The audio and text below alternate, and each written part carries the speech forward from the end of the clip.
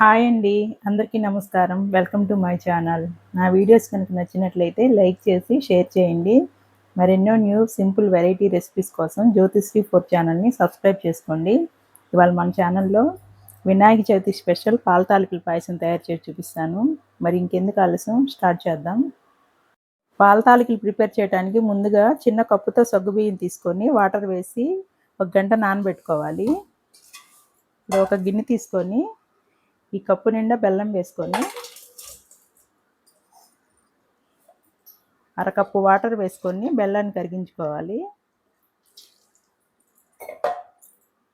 Next stove వెలిగించుకొని బెల్లాన్ని కరిగించుకోవాలి. బెల్లం పాకం రావాల్సిన అవసరం లేదు, కరిగిపోతే సరిపోతుంది. ఇలా బెల్లం మొత్తం పూర్తి కరిగిపోయినాక స్టవ్ ఆఫ్ చేసుకొని సిరప్ని పక్కన పెట్టుకోవాలి. నెక్స్ట్ స్టవ్ వెలిగించుకొని కడాయి పెట్టుకోవాలి. మనం ఏ కప్పుతో అయితే బెల్లం తీసుకున్నామో అదే కప్పుతో వాటర్ వేసుకోవాలి.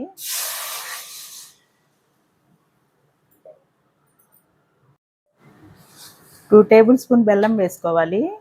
పాల తాలికలు సప్పగా లేకుండా టేస్ట్ బాగుంటుంది. బెల్లం వేసుకొని కలుపుకోవాలి. బెల్లం మొత్తం పూర్తిగా కరిగినాక మనం ఏ కప్పుతో అయితే వాటర్ వేసుకున్నామో అదే కప్పుతో ముప్పాతి కప్పు పొడి బియ్య పిండి వేసుకొని కలుపుకోవాలి.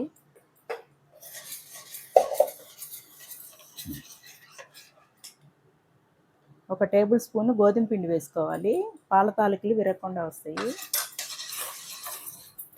బాగా మిక్స్ చేసుకోవాలి దగ్గర పడిందాక.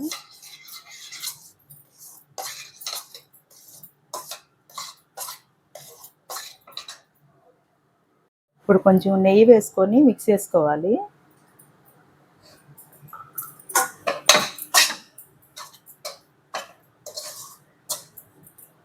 ఇలా మిక్స్ చేసుకొని స్టవ్ ఆఫ్ చేసుకొని చల్లారి పెట్టుకోవాలి. నెక్స్ట్ తాలికల కోసం మనం ప్రిపేర్ చేసిన పిండి చల్లారిపోయినాక నెయ్యి వేసుకొని బాగా మిక్స్ చేసుకోవాలి.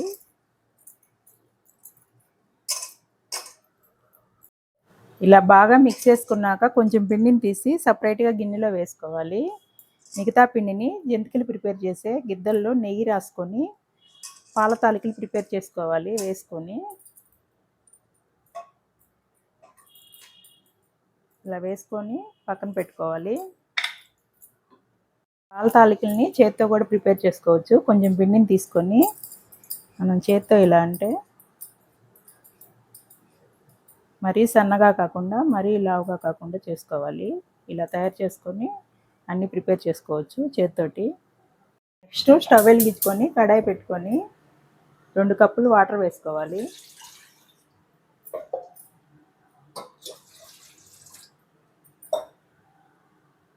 వాటర్ ఇలా మరుగుతున్నప్పుడు సగ్గుబియ్యం వేసుకొని ఉడికించుకోవాలి.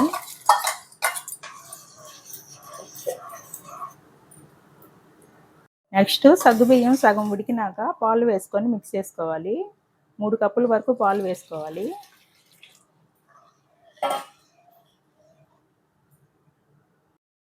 పాలు బాగా మరిగినాక మనం పాల తాలికలు వేసుకొని ఉడికించుకోవాలి. ఇలా వేసుకొని చేత్తోనే కట్ చేయాలి. మరీ పొడవుగా వేసుకోకూడదు.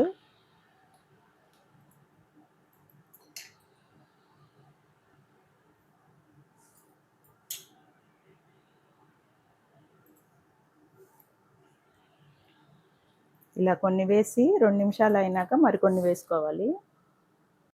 2 నిమిషాలు అయినాక మళ్ళీ మనం పాల తాలికల్ని ఇలా పాలల్లో వేసుకోవాలి.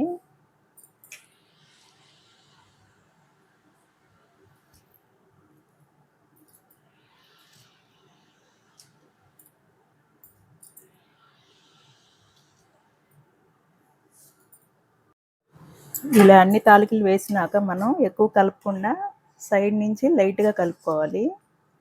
ఎక్కువ కలిపితే చిదిరిపోతాయి. నెక్స్ట్ తాలికలు చేసేటప్పుడు మనం తీసుకున్న పిండిలో వాటర్ వేసుకొని బాగా మిక్స్ చేసుకోవాలి. తొలకలు లేకుండా బాగా కలుపుకోవాలి. ఇలా ఉండలేం లేకుండా బాగా మిక్స్ చేసుకోవాలి. ఇప్పుడు ఈ పాయసంలో మనం కలుపుకున్న పిండిని వేసుకోవాలి. వేసుకొని మిక్స్ చేసుకోవాలి. దీనివల్ల పాల తాలికలు చిక్కగా బాగుంటుంది. ఇప్పుడు తాలికలు ఉడికినాయో లేదో చూద్దాము. మనం స్పూన్తో ఎలా అంటే కట్ అయిపోతే ఉడికిపోయినట్టేను. స్టవ్ ఆఫ్ చేసుకుందాం. నెక్స్ట్ స్టవ్ వెలిగించుకొని చిన్న కడాయి పెట్టుకోవాలి. 3 టేబుల్ స్పూన్ నెయ్యి వేసుకోవాలి. నెయ్యి వేడైనాక జీడిపప్పు కిస్మిస్ వేసుకొని వేయించుకోవాలి. జీడిపప్పు ఎండు ద్రాక్ష వేగిపోయినాక స్టవ్ ఆఫ్ చేసుకోవాలి. పాయసంలోకి 5 యాలకులను దంచుకొని వేసుకోవాలి. చల్లారిన బెల్లం సిరప్ని వేసుకొని మిక్స్ చేసుకోవాలి. పూర్తిగా చల్లారినాక మాత్రమే బెల్లం సిరప్ని వేసుకోవాలి.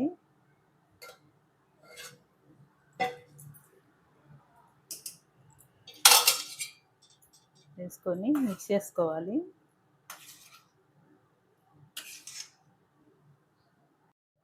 ఇప్పుడు వేయించుకున్న జీడిపప్పు ఎండు ద్రాక్ష వేసుకొని మిక్స్ చేసుకోవాలి.